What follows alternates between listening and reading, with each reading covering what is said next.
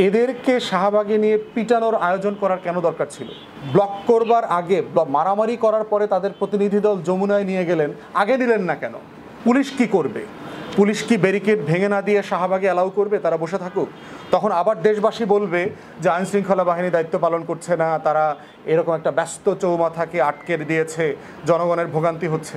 আবার যদি তাদেরকে জোরপূর্বক উঠায় দেওয়ার চেষ্টা করে, মানে পানি বা ওয়াটার ক্যানন ব্যবহার করতে হয়, দাঙ্গা পুলিশ ব্যবহার করতে হয়, তখন আবার আমরা সমালোচনা করছি যে কেন পুলিশ লাঠিচার্জ করছে।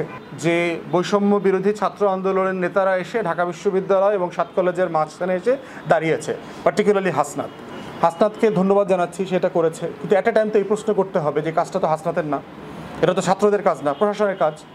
কেন উস্কানিটা এই পর্যায়ে গেল? কে দায়ী ছিল? কেন এটা আলোচনার টেবিলে নেওয়া সমাধান করা গেল না? 7 কলেজের একটা আন্দোলন চলছে, ঢাকা বিশ্ববিদ্যালয়ের পক্ষ থেকে আবার ভর্তি পরীক্ষা বিজ্ঞপ্তি দেওয়া হয়েছে। তাহলে আপনি কেন এই আলোচনাটা, এই যে প্রিন্সিপালদের সাথে আপনারা বসলেন, আগে কেন বসলেন না? যে এরকম একটা আন্দোলন চলছে, ছাত্রদের সাথে কেন আগে বসলেন না? যে আমরা কি এই ভর্তি পরীক্ষাটা তোমাদের পক্ষ থেকে এবার অপারেট করবো কিনা, না এইটা একটা আলাদা ডিসিপ্লিনের মধ্য দিয়ে অপারেটেড হবে? এই মিটিংটা তো আপনারা করলেন, এত মারামারির পরে, সারা রাতের ধ্বংসযজ্ঞের পরে কেন করলেন? এরপরে হচ্ছে উস্কানি। বিশ্ববিদ্যালয়ের অনেক কর্মকর্তা, শিক্ষকদের তরফ থেকে আমরা বোধ করছি যে আরও দায়িত্বশীল আচরণ হওয়া উচিত। কারণ ছাত্ররা জেনুইনলি এইখানে হয়রানির মধ্যে আছে এবং তাদের যে দাবিগুলো আমরা দেখেছি মোটামুটি মোটা দাগে ন্যায্য দাবি। এখন একটা রাষ্ট্র এই ন্যায্য দাবিগুলো পূরণ করতে পারবে কি পারবে না, তার সক্ষমতা আছে কিনা, তার ট্রেজারিতে টাকা আছে কিনা, সময় কত লাগবে, সেইটা তাকে ভেবে দেখতে হবে। সেজন্য আমরা বারবার দাবি করেছি যে আলোচনা এবং শিক্ষা মন্ত্রণালয়ের পক্ষ থেকে প্রয়োজনে কমিটি করে দিয়ে সিরিয়াস কনসালটেশন হওয়া দরকার যে আসলে কী করা সম্ভব। এই 7 কলেজের কোনো কলেজকে কি আলাদা বিশ্ববিদ্যালয় করে দেবেন? কোন কলেজগুলোকে কি আপনি উন্মুক্ত অথবা জাতীয় বিশ্ববিদ্যালয়ের অধীনে ফেরত দিয়ে দিবেন? ঢাকা বিশ্ববিদ্যালয়ের অধীনে রাখবেন, না আলাদা একটা বিশ্ববিদ্যালয় ইউনিট তৈরি করবেন? কি করবেন? অপশন তো 4-5টাই আছে আমাদের হাতের সামনে।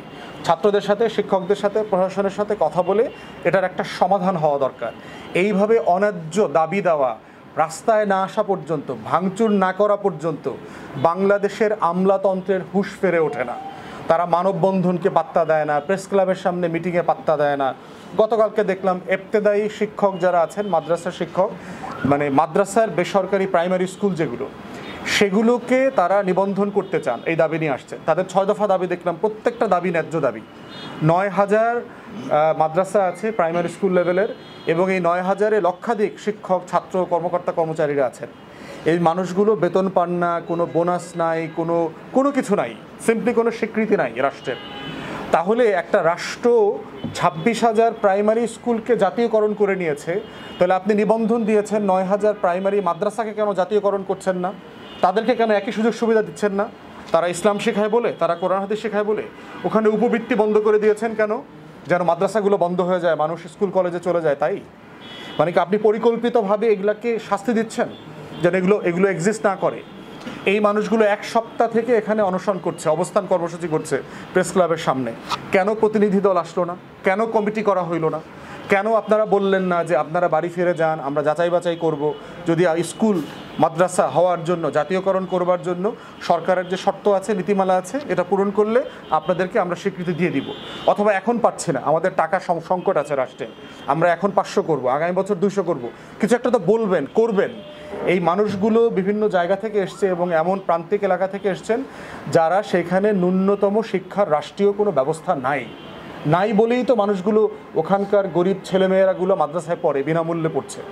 অতএব এদেরকে শাহবাগে নিয়ে পিটানোর আয়োজন করার কেন দরকার ছিল? আবার এটাও দেখা দরকার যারা আন্দোলন করছেন যে সরকার তো একটা নিরাপত্তা বলয় তৈরি করতে হয় তাকে মিছিল মিটিংয়ে, যে আপনি কি একটা শাহবাগের মতো একটা ব্যস্ত রাস্তা ঘন্টার পর ঘন্টা ব্লক করে রাখবেন? ওখানে 2-3টা হাসপাতাল আছে, হাজার হাজার লক্ষ লক্ষ মানুষ যাতায়াত করছে, আপনি কতক্ষণ ব্লক করে রাখবেন? ব্লক করবার আগে, মারামারি করার পরে তাদের প্রতিনিধি দল যমুনায় নিয়ে গেলেন, আগে নিলেন না কেন? তাহলে যদি আগে নিতেন তাহলে এই মানুষগুলো তো প্রেস ক্লাব থেকে আপনার যমুনার দিকে রওনা করতো না, তেজগাঁয়ের দিকে যাওয়ার চেষ্টা করতো না। তাহলে এই যে আমলাতন্ত্রের লিমিটেশন, একটা সিচুয়েশনকে হ্যান্ডেল করা, একটা মিছিল, মিটিং, সমাবেশ, দাবিকে হ্যান্ডেল করার যে দুর্বলতা বারবার দেখতে পাচ্ছি, সেটা শেষ পর্যন্ত ভায়োলেন্স, সহিংসতা, মারামারিতে চলে যাচ্ছে। আবার গতকালকে রাতে দেখলাম যে বৈষম্য বিরোধী ছাত্র আন্দোলনের নেতারা এসে ঢাকা বিশ্ববিদ্যালয় এবং 7 কলেজের মাঝখানে এসে দাঁড়িয়েছে, পার্টিকুলারলি হাসনাতকে ধন্যবাদ জানাচ্ছি, সেটা করেছে। কিন্তু একটা টাইম তো এই প্রশ্ন করতে হবে যে কাজটা তো হাসনাতের না, এটা তো ছাত্রদের কাজ না, প্রশাসনের কাজ। কেন উস্কানিটা এই পর্যায়ে গেল? কে কে দায়ী ছিল? কেন এটা আলোচনার টেবিলে নেওয়া সমাধান করা গেল না? কেন এই দাবিগুলো শিক্ষা মন্ত্রণালয় বারবার ডিল করতে ব্যর্থ হচ্ছে? কার দায় আছে এখানে আমলাতন্ত্রের? এই জন্য বারবার আমরা এই আমলাতন্ত্রের ফেইলিওর নিয়ে বারবার বলছি, যাদেরকে আউটরাইট ডিসমিস করা দরকার, বিদায় করে দেন এই আমলাতন্ত্র থেকে। যারা রাষ্ট্রের এক্সিকিউটিভকে অ্যাডভাইস করতে পারছে না, তারা তাদেরকে পথ দেখাইতে পারে না, শুধু সমস্যা তৈরি করছে, সংকট তৈরি করছে এবং অন্তর্বর্তীকালীন সরকারকে বদনামির ভাগিদার করছে, তাদের এই রাষ্ট্রীয় সেবায় থাকার কোনো প্রয়োজন নাই। এবং এই সংকটটা কিন্তু সুশাসনের। পুলিশ কি করবে? পুলিশ কি ব্যারিকেড ভেঙে না দিয়ে শাহবাগে অ্যালাউ করবে তারা বসে থাকুক? তখন আবার দেশবাসী বলবে যে আইনশৃঙ্খলা বাহিনী দায়িত্ব পালন করছে না, তারা এরকম একটা ব্যস্ত চৌমাথাকে আটকে দিয়েছে, জনগণের ভোগান্তি হচ্ছে। আবার যদি তাদেরকে জোরপূর্বক উঠায় দেওয়ার চেষ্টা করে, মানে পানি বা ওয়াটার ক্যানন ব্যবহার করতে হয়, দাঙ্গা পুলিশ ব্যবহার করতে হয়, তখন আবার আমরা সমালোচনা করছি যে কেন পুলিশ লাঠিচার্জ করছে।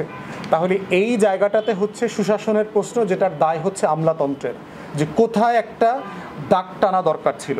এই ব্যর্থতাটা আমরা বারবার দেখতে পাচ্ছি এবং এগুলো বন্ধ হওয়া দরকার। এই ফরম্যাটে একটা রাষ্ট্র চলতে পারে না।